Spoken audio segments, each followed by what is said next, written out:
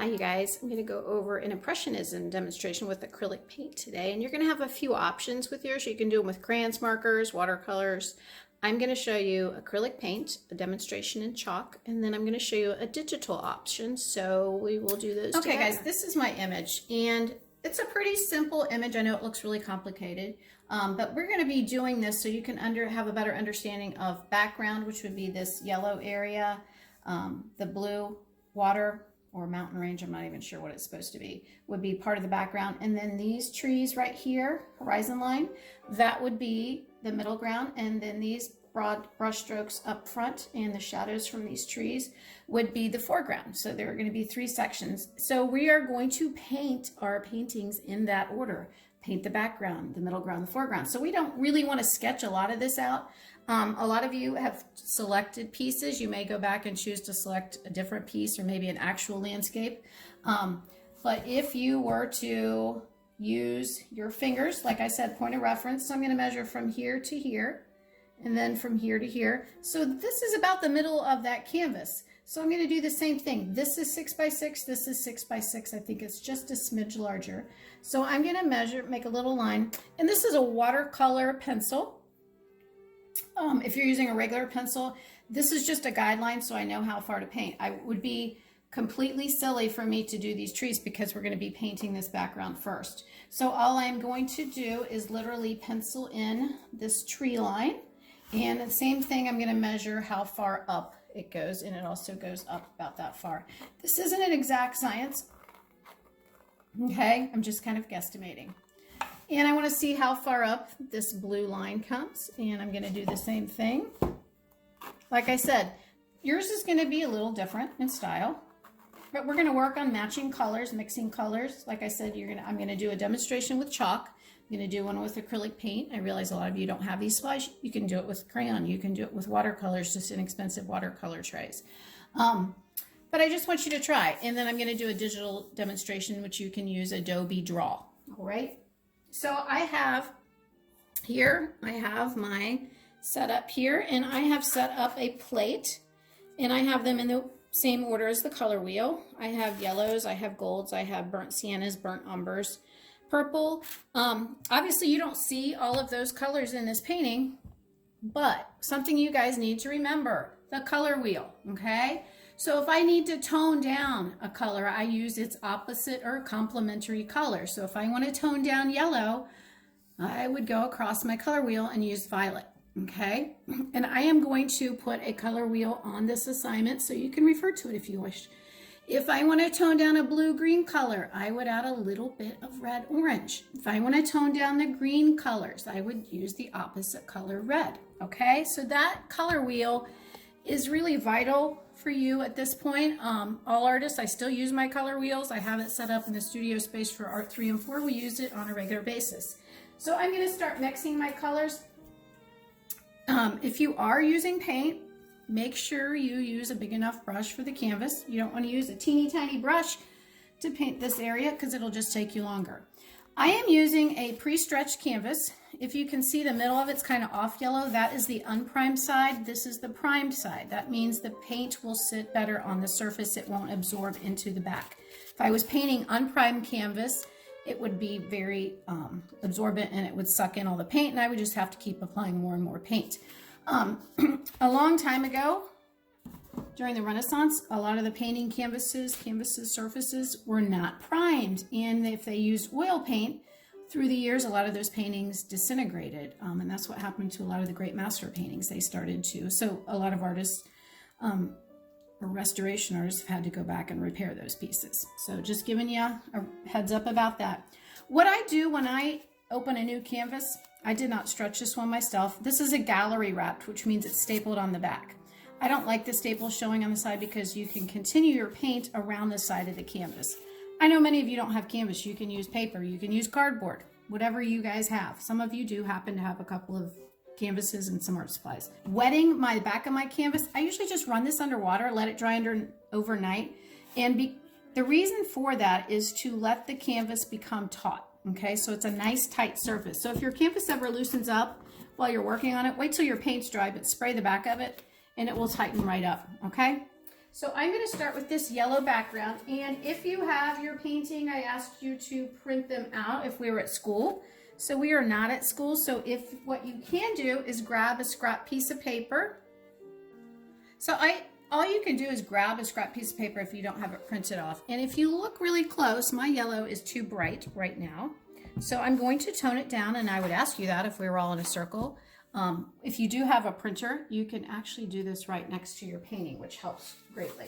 So I'm going to add a little bit of this yellow ochre color. Now, you can see how dark that is right now. That's way too dark.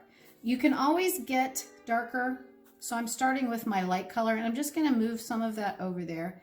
I'm going to just touch my brush to my purple to tone this down just a smidge. And then I'm going to test my color here a little bit. It's kind of gold, so I'm going to go in with this really cool yellow, maybe a touch of green.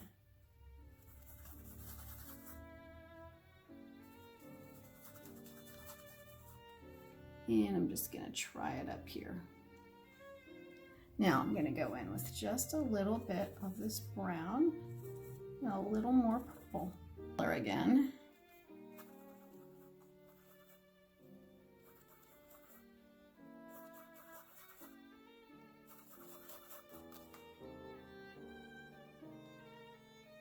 Okay, so what I'm going to do is go ahead and block this in, okay? And this is just what we call blocking in a painting. If you didn't mix enough paint, you'll know it because you won't have enough to get to the canvas covered.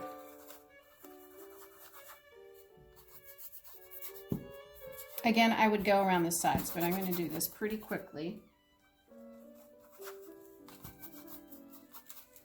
Now that's going to be where my blue is. So I'm going to have to go back over that when it dries. What's really nice about using acrylic is it dries quickly as opposed to oil paint, even though I prefer to work in oils. And I added a little purple because there's a little more of a darker color right here. I'm just kind of scrubbing. Again, I'm using a number 8 brush. So when we talked about pencils having numbers, and brushes do too. The higher the number, the bigger the brush. And I'm just using a round number 8. A number 2 would be a very thin brush I would go back and do for the trees. Okay, so I am going to kind of let that dry. I'm going to go back in and do a little bit of gray. True Impressionists we talked about didn't really use black, but I'm going to use a dark blue and a dark brown.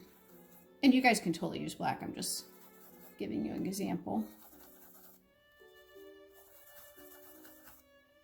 So it gets really dark. So I can kind of use that to tone down some of my colors. Up here and add just a touch of that yellow I had before. And a touch of that purple. A little bit of that gray. And I want to see if it matches. I touch my paper to this. It's a little too light in value. So it's really nice to be able to have that ability. When I show you the digital option, you will be able to actually match the color exactly and build up your layers. So I'm going to go in with this little bit darker while it's wet so I can kind of softly blend. And again, the Impressionist, we're going for color and light and its reaction to each other. Without light, we don't have color.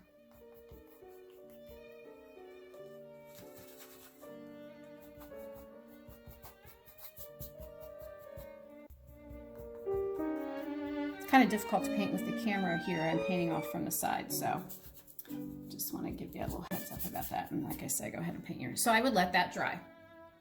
So my painting's pretty dry. I'm going to go ahead and paint this strip of light blue that we see over here, and I mixed that color with the burnt umber and the dark blue, which gave me kind of a gray blue. The opposite of blue is orange, so I'm going to add a little bit of this dark orange, but it's called burnt sienna, and I'm going to test that color, which happens to be spot on, except it needs to be lighter in value. So not only am I trying to mix the color, I'm trying to get the right value. So I'm going to add white, because remember, white tints your colors. And remember, it goes over about halfway, and we made a little mark. And I kind of want to do this while the background is wet, because I can create a soft edge.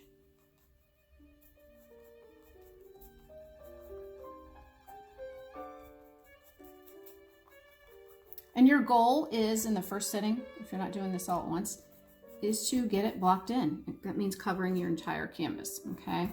I would go back and do these details later. Okay, so I have that line where I did the trees. I'm still using the same brush because I'm not really doing detail.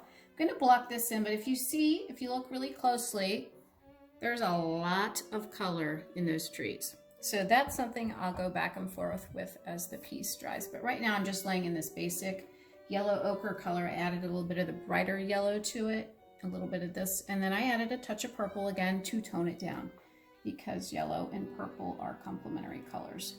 And again, I kind of want to do this, don't go down too far, while it's a little bit wet back there, and you're going to see how I'm going to soften that up. And this is when I could probably start getting a smaller brush, but I want to see some of that background through there. Now, it's so tempting to go through and start laying that color everywhere you have that color, but I really want you to get a sense of starting from the back and moving forward. I'm going to go ahead and hit the side of this. There's a little bit of orangish, so I'm going to go back in with an orangish, but because it's now more of an orange, I'm going to add a little bit of blue and a little bit of violet to that.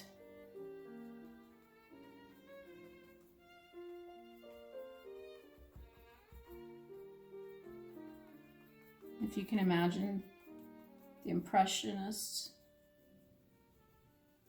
with their British accent from our French Impressionist movie, which was pretty funny. Okay. Now this is a little bit brighter. So I'm going to go back in and add a little bit of white to that color. And I'm just taking a little bit of the yellow gold. And again, if you have it printed out, you can touch it to your canvas, which I am doing right now. Okay. Okay, now I'm going to switch to a smaller brush, and this is a number 4. Okay, so it's a little bit smaller tip, and then I also have a number 2 brush. So a 4 brush, a 2 brush, and a lot of times I'll have paint different colors, and I'll hold my paints like this so I can go back and forth. I am still using the colors that I've mixed, and I just keep pulling in other colors. So that blue-brown color, I'm going to go in here and create some of those grays that are behind my trees. Again, this is slightly wet now. It's not totally wet, it's just still slightly wet. And there's some purple grays over colors in here.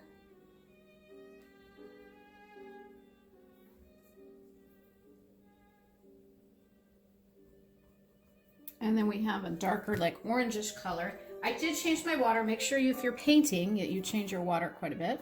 These, that tree kind of separates. And I'm getting an odd reflection of the light. And remember, if you don't have a color, that all the colors can be made from the 3 primary colors. So red, blue, and yellow. So I can make orange myself right now. I don't really have a vibrant orange on my palette. And I am going to go ahead and do this little bit of a tree here too. And I'm not applying very much pressure. And I'm going to go ahead and do these little mossy areas. I'm assuming that's moss. Or probably just shrubbery. Again, these are just shapes. They're just shapes of color, which is nice. That's one reason we do the Impressionism project. There's not a lot of detail. It's just blocking in a lot of color. Here, going back when you're totally finished and picking out some of those really vibrant colors you missed is pretty fun to do, and we'll do that when we're totally finished.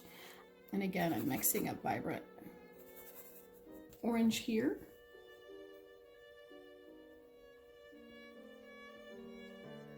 And I'm going to go ahead and block in a little bit of this dark green. So I have what we call a phthalo green, which is a blue green. Okay, here's a phthalo green. Now, what's the opposite of green? Well, you can't answer me, so I'll help you out a little bit. Red. Do you see how that darkens that?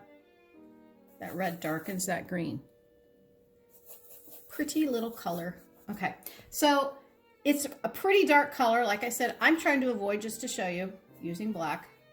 And I'm going to go ahead and I'm going to use my finger And I'm just again using, I'm going to go around the side here too, so my painting is.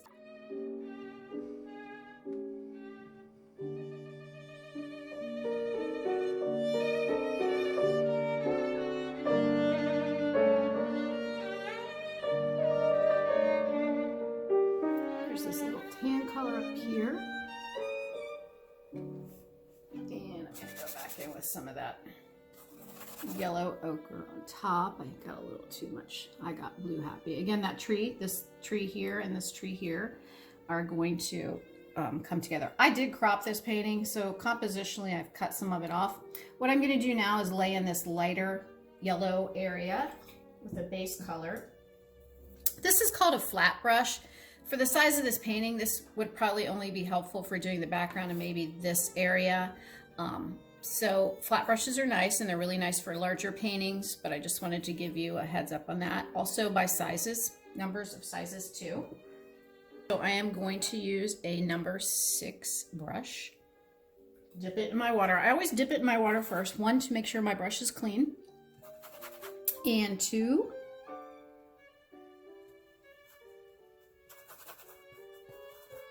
to make my paint fluid. Don't mean the thing if it don't move, okay? So I'm making a basic green yellow, okay? We know that's too vibrant for there. I'm gonna use that and mix a little bit of red with that, tone that down. I'm almost out of white. Now, what I'm gonna do is clean my brush out, and I am going to take some, you can see I just keep using the same colors. A little bit of that green, a little bit of that yellow. Touch it to my paper, and I think I can go a little bit lighter. And I'm just gonna block in this light strip. It's where the light is. It's very important to this painting. Kind of lets people know that there is a light source coming through there. You just can't see it all. And it does go up at an angle.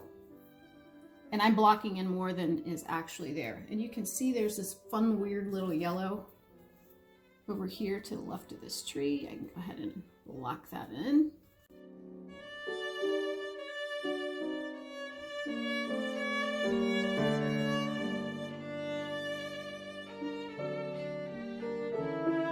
So I'm going to use my burnt sienna, a little red. Burnt umber. Burnt umber is just a really dark brown. Raw umber is like a gold brown. It's what I would call kind of an icky color. So I'm very loose about this. Everything's not exactly. I'm using this as my reference. And again, don't be tempted to start doing that tree, because you can see I wouldn't have been able to get to any of this if I'd started off with doing those trees. That's the biggest mistake people make. They start painting in the foreground. You start background, middle ground, and then move forward. And I'm going to go ahead and add a little bit of this shadow. So you can see my paint's a little dry there. And we have a little bit of shadow coming up here.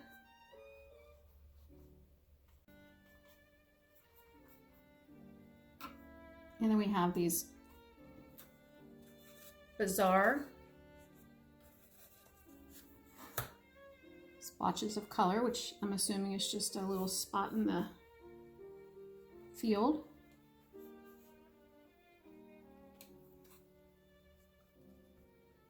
Some of you have very, very colorful paintings, lots of little flowers. Those are fun. You're going to want to use a small brush if you're actually painting. I'm going to work on this color. So I am going to, again, I'm just working on top of these colors. They dry, which is nice about using a styrofoam plate. Your paints will dry if you're going to work on it in the morning and you want to go back in the afternoon. You can spray it with water, spritz it with water. You can put it in a Ziploc bag and spritz it with water. Sometimes it will keep until the next day. So I have this yellow ochre color, and I'm adding what we call hooker's green. So I haven't added anything else but those two colors. So we can see that it's pretty close. Okay, so I'm going to use that to block in.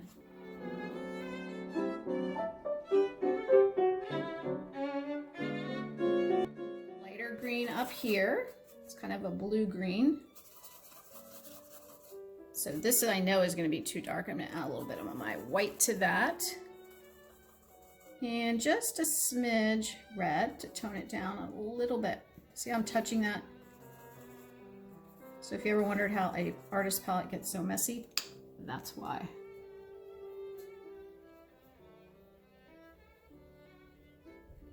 And we have this nice blue-green color over here, and it is a little bit darker, and that's just one big stroke. So I want to make sure I get the right color. And I want to make sure I have enough paint.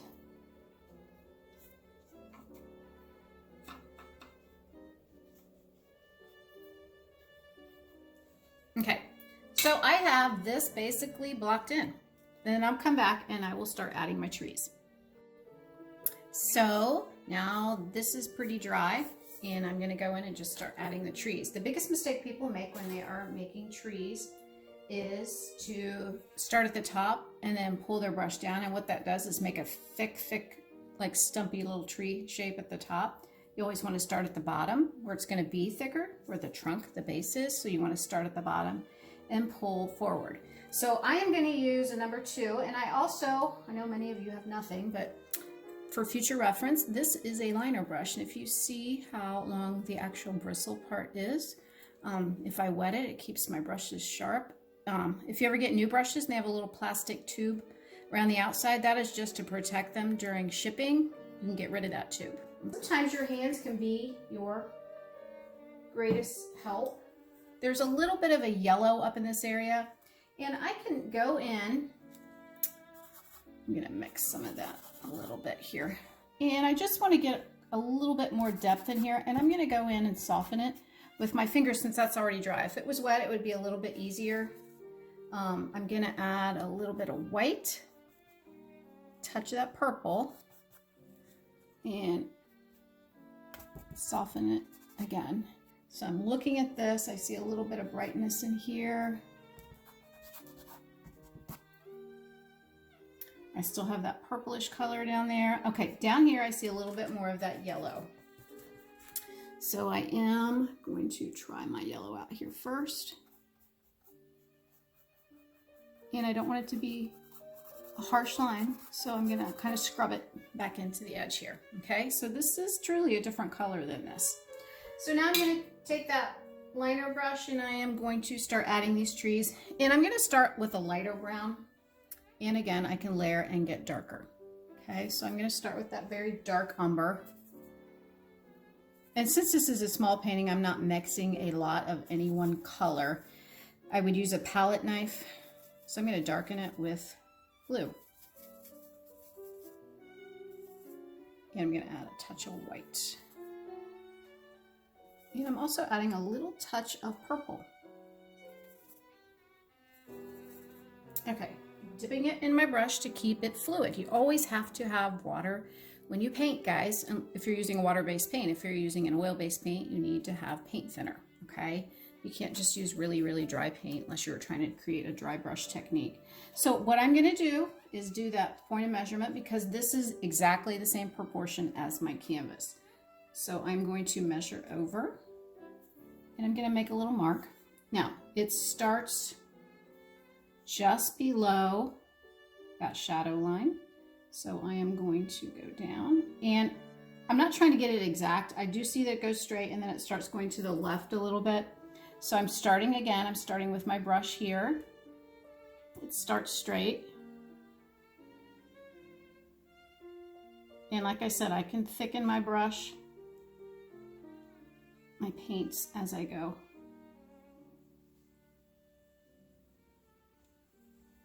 You see how that makes a nice limb? Okay, it's not really dark. If I'd started up here, I'd have this big clunky dark area. Now, if I just want to go back and start adding some of these extra limbs, I'm going to start here. And there's going to be some grays and blues up here. I do want to come at this little bit of a break here. And water can be your best friend when you're creating tree limbs. And I'm going to go in a little heavier here because I do see a little bit heavier line here. If it's too heavy, go in right away with a little water. And you can literally take some of it off, okay? So that is where I'm going to lay that tree. I can go back and add some of these limbs. I'm going to put a little bit of gold with some of those. And started at the base because that's where the trunk is the thickest. And I'm not trying to exactly replicate. I'm just using this painting as my guide, my inspiration. It's my impression of an Impressionism painting. And I am able to get very light strokes. Okay, so start your trees at the base, and then you can go back and build up the paint, okay? Which is what I've done here. And there's actually a little bit of a lighter blue in this tree, so I'm going to go back in.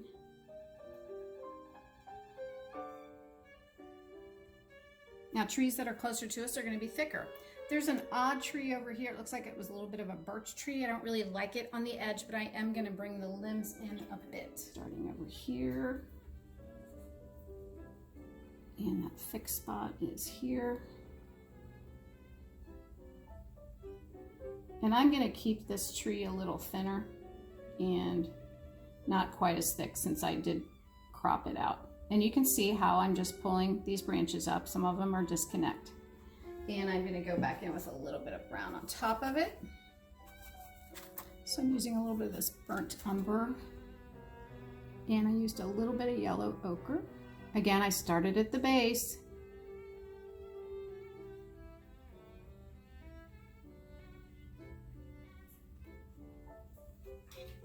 Now I did put some orange on my palette. So I'm going to go back and touch up while my trees are drying. I'm going to make that a little more vibrant here. This is the fun part, when you can go back and pull colors. You really shouldn't see the white of the canvas when we're done with this, guys. And I'm gonna go in through here, get a little bit of this brown.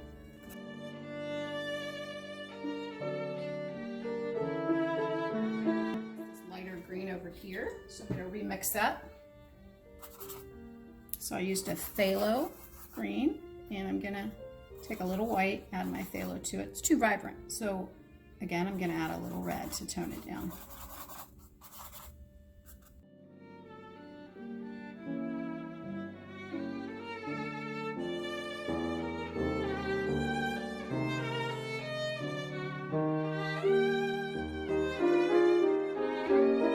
While my tree trunks are drying, okay, before I add some of the foliage on the top, I'm gonna go back in and touch some of those details up here. And I'm going to use my number 2 brush, getting water on it again to make the paint fluid. I can't stress that enough. So I'm going to go in and lighten up some of these. Like I said, guys, this is the fun part. Don't overdo it.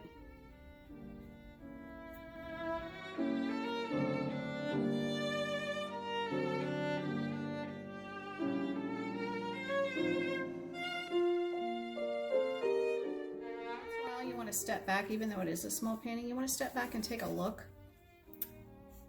See what you're missing, and I'm missing some of this area here. Again, I can use my finger to kind of soften some of that up. I'm going to go ahead and start on some of this foliage area. These are going to be really different colors. This is very gray brown, so I am going to start with a brown, add a little blue. Now I'm going to take some white, and I'm slowly going to add the dark color to the light. Again, I can keep getting darker, but I can't keep getting lighter. If I keep trying to add globs and globs of white paint to my dark paint to make it lighter, I'm just wasting paint. Okay, still a little bit more brown in that light color, and it has a nice little bit of warmth to it. Now I'm going to test this right on this piece of paper. I'm almost done. It's too blue. So instead of wasting all of that, what I'm going to do is I'm just going to start on the edge of my paper over here, take a little bit of white next to it, add a little bit of brown. Now it's too white.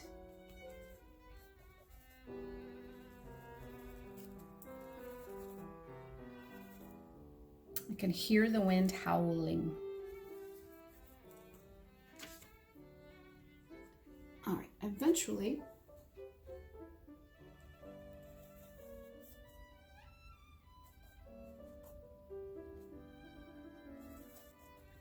so I'm just going to go in. I don't want to be super exact. I'm just kind of, and don't over, okay? You can really overdo this. People tend to want to just put globs of leaves up here, big baskets of them, but we can really see the sky coming through there. So I want to keep that. And this has a real softness to it, and I went extra on my limbs for that reason.